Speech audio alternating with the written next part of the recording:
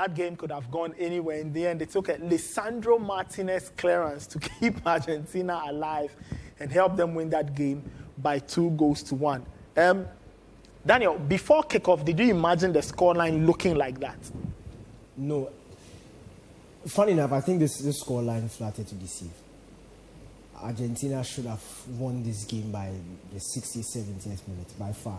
Wow. They were that good. And clearly, when you have 2 goal leads and you allow the opposition to get one, these sort of endings are quite normal. When you look at the strength and the profile of players that the Australians have in their tournament, as a Salter or something like that, by all means, you knew that once it was just 1 goal in it, they were going to hit him up front and go route one. So that was, I feel that was normal. I think Argentina themselves should be focusing on how they managed to let the game drag this long. Messi was brilliant. Funny enough, this Messi, if you compare this performance to 5-10 years ago Messi, this would have been a 5/10. But that is how good he is. He was absolutely brilliant. When the ball was on his feet, dazzling. He made everything happen. And you look at the chances he created. 2 chances for Lautaro Martinez, which could easily have been 4-0 or 4-1 at the time. And they are golden opportunities which a striker of his caliber should be taking. But unfortunately, that is him. Sometimes he's absolutely poor in front of goal. Sometimes he's absolutely brilliant in front of goal. But Argentina, I like the intensity they started with. Okay. You could tell that they didn't want a repeat of anything that happened against Saudi Arabia. They wanted to quickly assert their dominance on the game. And that is what I loved about them. Messi's first goal was absolutely brilliant. And in as much as I can blame the Australian defending for going to sleep at the most critical moment, because once Messi makes that pass, you know that the obvious pass is coming to him. He's been doing this thing since 2006. Anybody who watches football knows that when he makes the inside pass, he's going and making an outside run for a return pass, and the ball was surely going to get to him. As to how all of them got dragged to one side, and were all ball watching, and there were 2 Argentine players unmarked in the box at that side. He was always going to score. Once he gets the ball in that position, he was always going to score. The second goal was an absolute gift. And these are some of the things that disturb your game plan. But credit to Australia for getting that goal back. In the last minutes, the 2 Martinezes, in Emi Martinez and Lisandro Martinez. Lisandro, that is what defensive awareness is about. Some of these, and I don't necessarily blame the players who got dribbled. You have to commit at a point, because when you have somebody with that technical ability, stopping them can be difficult. So they had to commit. But you always need to have that, and that is what I love about Emi Martinez. Lisandro. Staying back, reading the situation, knowing exactly when to step into cover for his teammates, and he got that timely block. For Emi Martinez, the save also. I think it's not the save that impressed me. It is rushing onto the player to force him to take the shot quickly and close the angle. That was brilliant goalkeeping, because somebody would have stood on his line.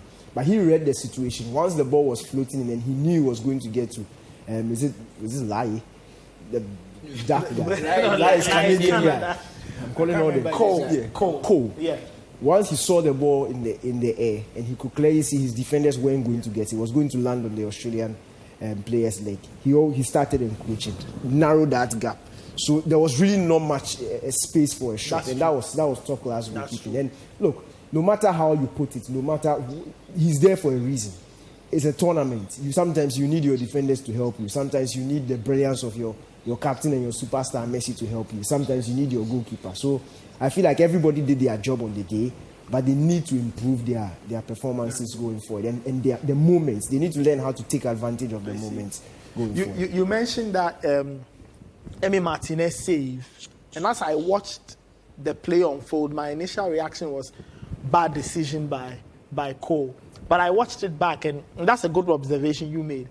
Because once Emi Martinez actually forced the decision out of the player, because if he had, he would have trapped, turned, and then taken that shot and all of that. So your thoughts on this encounter, it ended up being more chaotic than everybody expected. Exactly, like Daniel said, Argentina, that seems to be their issue now. Either they don't create anything, when they do, they don't take their chances. It's not a very good place to be in that sense, because you are putting more pressure on certain players, because the defense didn't have to be under that type of pressure, because those 2 chances Lautaro Martinez got, I was thinking they laid the ball off to him. He had you are right footer, open your body up, far corner. It's different if you play straight at the keeper, but totally over the bar. He didn't even trouble the keeper. And I was thinking to myself, this is the type of finish you'd expect from a left back or something, who's left-footed and trying to make something out of it. But it was just so poor for me. And that's what Daniel talked about, because he's a very good striker. But it seems that's part of the reason Julian Alvarez has now come into the lineup. Because Julian Alvarez, first of all, he's scoring. Secondly, it's more so that Lautaro is probably better at interplaying, getting those chances. He'll probably create more chances if Lautaro is on the pitch for him and others. Mm-hmm. But as to whether he will take the chances he's given, I don't see. Because look at Julian Alvarez's finish against Poland, if you remember. That was a very good finish. And Lautaro had first, yes, and then second bang. And Lautaro's chance, for me, the one he missed, was easier. Yeah. And he didn't even trouble the keeper. And that's very troubling because he was the lead striker going to the tournament. Many people tipped him to win the Golden Boot. And he can't seem to score a goal. People thought that, he's playing ahead of Messi. Messi will supply him a lot of chances, which has happened. But what has he done with the chances? Absolutely nothing. I see. So it's just, Lautaro needs to step up because the truth is, they probably play better with him on the pitch. Mm-hmm. But if he's not taking those chances, if he's in one of his slumps, it's not going to help them. So he needs to wake up very fast. I think one key thing we need to note, and we'll go into detail when the match is approaching, but the Netherlands and Argentina game. Okay. Look, in as much as Messi is head and shoulders above everybody with the ball on his feet, against the Dutch, his defending from the front, if they don't find, his lack of defending from the front, if they don't find an alternative plan to apply a bit of pressure there, because he will not do it. He literally walks. He's literally walking the entire game. Defenses drive the ball past him and he's watching them. You can do that against Poland. You can do that against Mexico. But when you allow the Dutch, with the technical ability of Nathan Ake and Virgil van Dijk, if you allow these guys to, even Timber, if you allow them to progress past you and get the ball to De Jong almost every single time, you'll be under pressure. So I feel they need to devise. You're not going to ask Messi to press because he's past. He can't do that. If he's pressing, he's going to be gassed out after 60 minutes. So they need to find somebody who can help him out there, okay. Or there should be maybe a positional change or a tactical change to move him away from that vital area of the pitch. Because defensively, and I feel like this is a game where they will be under a lot of pressure. So they will need to time their moment when they have the ball. And if you put Messi in that defensive situation where he's supposed to react and he doesn't, he can go back to hunt them. So that's something that they need to watch. Just to add on what Daniel said. Daniel is making perfect sense. But the problem is, you can't move Messi out of there because you move him wide. It's a bit too much running because he now has to run inside to come centrally where he can make the most difference. Mm-hmm. And part of the reason he's working is he doesn't have that energy anymore. Even his dribbling now. Remember before Messi would dribble 4 or 5 people. He'd be going top speed. Now it's almost like he picks up pace, beats one, slows down again, waits for the next guy to come before he picks up again. He doesn't have that consistent burst of speed. So that's part of the reason he conserves his energy. And that's the reason why you have to play him centrally. But Daniel, you need to make a plan for him. And that might be where Lautaro will come in again because Lautaro has a lot of energy. He runs. But like we said before, because of his lack of finishing, what are you losing in terms of your ability to score? Scaloni would have to decide probably what to lose initially. Now, when they don't have the ball, when they are defending and the opposition is building from the front, be it Lautaro or Alvarez seems to go wide and then Messi is the one through the middle trying to apply the press. I think that should change. In a defensive situation, I think Messi should step aside for the young guys to apply the press and he just closely behind them, because if he's the one leading it, once you bypass him, you have direct access to the midfield. And if you have the Dutch dropping Frankie de Jong deep to do that quick link up between himself and Virgil van Dijk. Virgil van Dijk, who under no pressure can also hit a long diagonal to the wing backs. Look, that would be suicide for the Argentines. So they need to find something to stop that build-up, that transition from the defense. And the thing is, the ideal situation, as he described, for Messi to rather go to the left side, because Dumfries is not a ball player like that. Because if you put him to the right and you leave Daly Blind free, that's another issue. But Messi, how often do we see Messi drifting to the left? Yeah. That's not where he wants to be. He wants to be either in the center or the right-hand side. So it will be very difficult to actually get a tactical solution that is ideal in the defensive side. So they're in a very difficult situation. This is some of the problems you have when you have a star player who doesn't run anymore. Because you get those moments of brilliance going forward. And he's won them games. Let's not get... We've seen him win them games. But what you lose in the defense... Because right now, every other team is playing with 11 defenders. Sorry, 10 defenders and a keeper less. So every other team is playing with 10 defenders and a keeper. And you alone are playing with 9. It becomes a problem. So I don't know how they fix this problem. Look, I can bet you.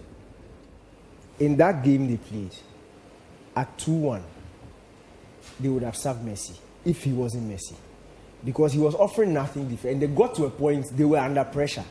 And he was still walking. But because once they picked up the ball, the magic he did on the ball just gave him reason to stay there. But I'm saying that in another setting, he could easily have been yanked off for somebody who will apply pressure and be able to close shot. All right, let's have a look at the numbers from that encounter. Very interesting. I think that the numbers really do speak to the difference in the two teams. Argentina's XG huge, lots more of the ball.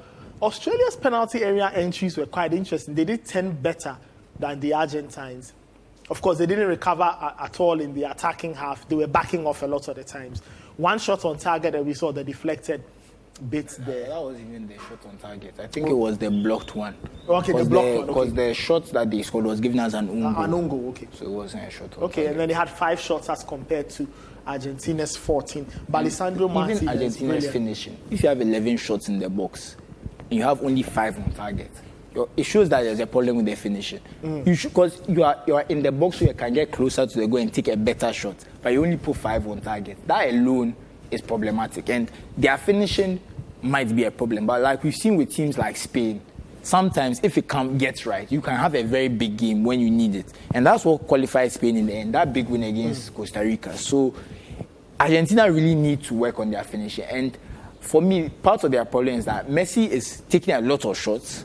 But if you look at the quality of chances he gets, he's not getting very clear chances. For Messi, there are clear chances, but the thing about the way XG works is for the average player. So Messi will score them, but when you look at them critically as chances compared, they are not really good chances. Somebody closing you down.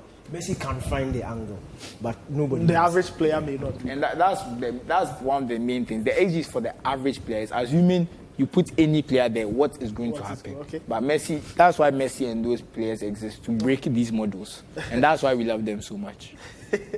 All right, let's have a look at Lionel Messi. I love him so much. See, you're looking at me from Senegal. Why are you smiling? Okay, all right. So those are Messi's numbers, I think, across the competition, I believe. 3 goals, and we see the goals are the red spots. 2.9 XG, so he's just about doing... See, that's the thing. The goal against Australia, that's basically what Susu is saying. The goal against Australia is that one inside the box. Look at how small it is. But we all knew he was going to score. Once he touched the ball into his left foot, we all knew he was going to score. So you feel that what? You feel that square should be big. It should be big. But for the it should count for more. He's not average. But that's how the stats work. Because there's defenders in front of him, you know, that kind of thing. But he managed to put... And if you look at even the chance, aside the penalty, look at how small the circles are. Yes. Just to show the point I'm trying to make. He's not getting like chances that for the average player they would score. But that's the magic of Messi. And that's part of the reason Argentina, for me, is a bit of a problem. Because even though you have someone who can create magic, you don't want him to be having to pull out his bag of tricks every time. Sometimes give him something easy so he doesn't have to stress himself. Okay. All right. Let's see other bits of data. Ronaldo, I think. Okay. All right, let's have a look at it. I don't even know. I'm struggling to understand. But anyway, Argentina's scorers in World Cup history, their top scorers, Gabi Batistuta, yes. Efficiency. Angel Gabriel. The efficiency of Gabriel Batistuta. Yeah. 12 games, 10 goals. Yes, and he was a finisher of the purest breed. He could score all kinds of goals. Lots of them with a lot of power. He had a sledgehammer on his foot. Yeah, lots of them with power. I remember seeing this. Catch it in. This Guilherme Stabile. Yeah, Guilherme Stabile. That's more than efficiency. Guilherme Stabile. I believe he played in like the 1930 and Yeah, I think he played the 1934 World 30, Cup very early. 1930. So he had 8 goals from 4 games. He was a lot about the business. Actually, it means I think he only played in the 1930 World Cup. If it's only 4 games. That's it. Boom. He was just scoring for fun. Diego Maradona, 8 goals in 21. That's not too much of an impressive run, but he was providing that. he was creating all the goals and not scoring. Those a lot. goals were World Cup winning goals. Yes. Had. But you know the friend, even when they got to the final in 1990, I don't think he scored in that tournament. 1990. When they got to the final, I don't think he even scored it. I don't think he scored in 1990. Yeah, what I do remember, though, if you watch the tapes, a lovely assist against Brazil for, I think, Canidia's run on goal. Yeah. And then you have Mario Kempes. He was at the stadium watching Leo Messi. 78. 6. Also left-footed. Yes, 6 goals in 18 games. Won them the World Cup in 78. And there's a story about, he had to shave his, beard or hair, whatever. Probably his beard, because he had a lot of hair. Yeah, his beard. The manager said he didn't want players with these South American managers. But this is where Messi ranks. 9 goals in 23 World Cup games. So put things into context in terms of Argentina's biggest hitters in the history of the World Cup. So Argentina are through. They take on. Okay, I want to play the devil's advocate. They take on. I can't the help Netherlands. it, but if I let this pass, I will not get a chance. I have to say it. What is it now? I was looking at the headlines here, and they said he had gone past Maradona on Argentina's all-time. He was just one behind Batistuta. Yeah. Honestly, it's today I'm seeing Batistuta did it in just 12 games. When they say Cristiano Ronaldo has more goals than Messi, they ask Ronaldo how many games he has played. Mm-hmm. But with Batistuta, you're not asking. Now, we don't ask how many games he has played. But, I mean, 10 and 12 World Cup games is amazing. It's crazy. So we are talking 94, 98. 98, a good chunk of Batigo's prowess was when we saw him. 2002.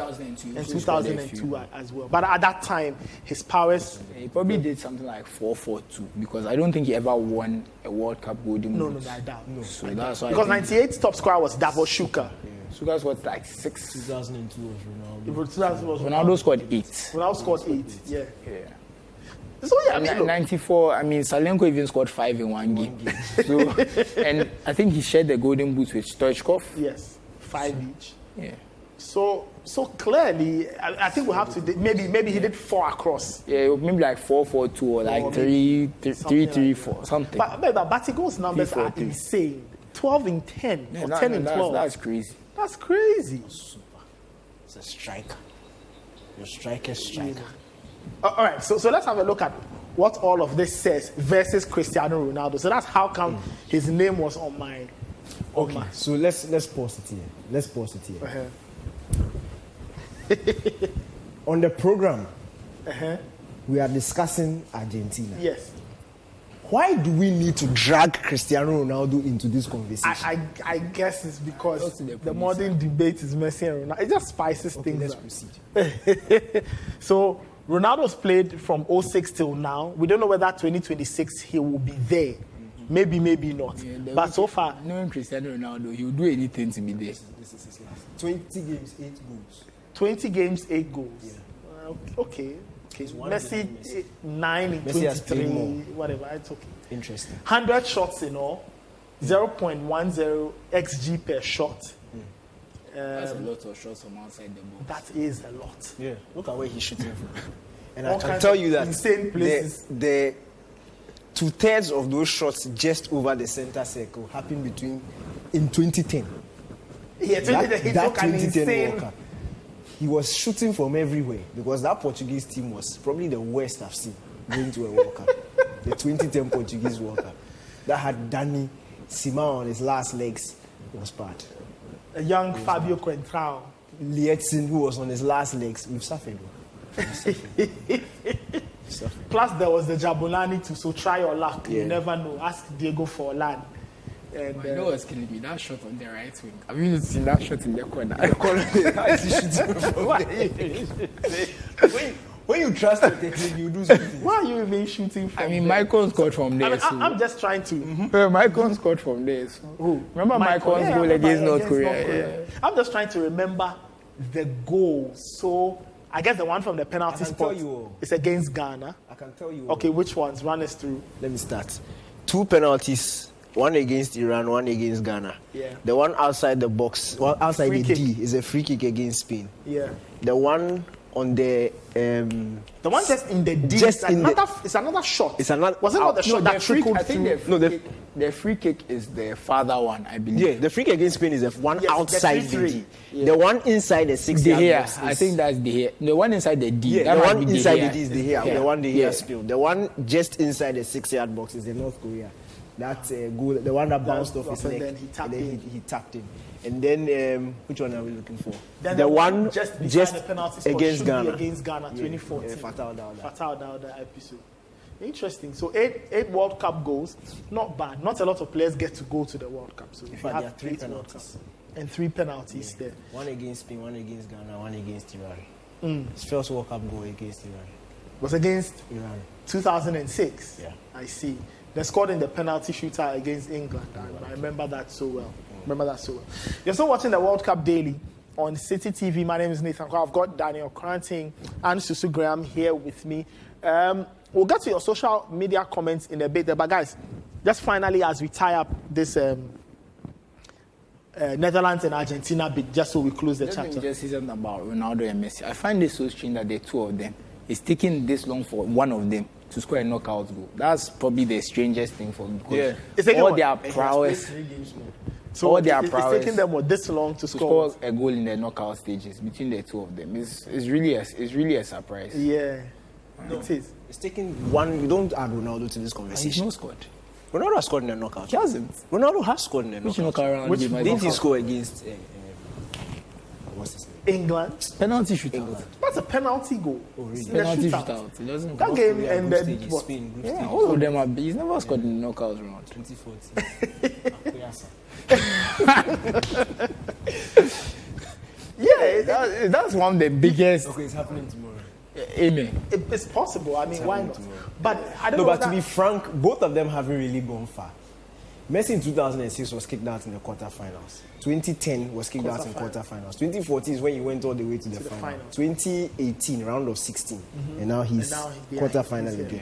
Ronaldo went to semi-final in 2006, round of 16 in 2010, group stages in 2014, round of 16 in 2018, and he's in a round of 16 again. So they've not really been going that. They've not played enough knockouts round Yeah, fixtures. but you'd imagine that. Even the round of 16, they are not scoring to some days. Yeah, you'd imagine that being your team star man, you would have a certain And again, influence. if you look at the opposition they are facing also, To be they fair. also, what Messi faced Germany in 2006. Yeah. He faced Germany in 2010. 2010. That German team he was faced, ruthless.